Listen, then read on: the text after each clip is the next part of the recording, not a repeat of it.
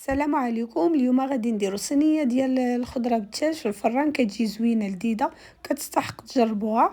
غادي نحتاجو لها هنايا عندي في التوابل الابزار، سكينجبير، التحميره، بودره الثوم، الزعتر، وهنايا معلقه صغيره ديال مركز الطماطم، شويه ديال الهريسه اختياريه.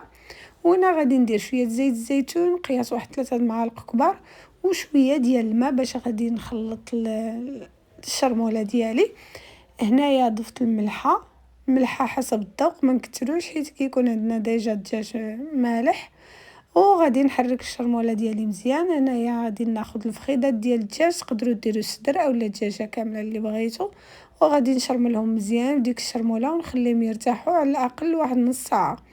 من بعد ما كدوز نص ساعه كنحيد ديك الفخيدات، كيبقى ليا شويه د لاصوص غادي نشرمل فيها الخضره ديالي. هنايا انا في الخضره درت البصله اللي قطعتها شرائح، الفلفله والبطاطا الا عندكم فلفله الوان ديروها حتى كتجي زوينه وكتعطي منظر زوين. غنشرمل الخضره ديالي مزيان، غادي نوضعها في واحد المول اللي كيدخل الفران، وغادي ندير الفخيدات من الفوق. وهنايا غادي نغطيها بابي سيلفيريزيا ولا بابي كويسون، كل واحد شنو كيقولوا.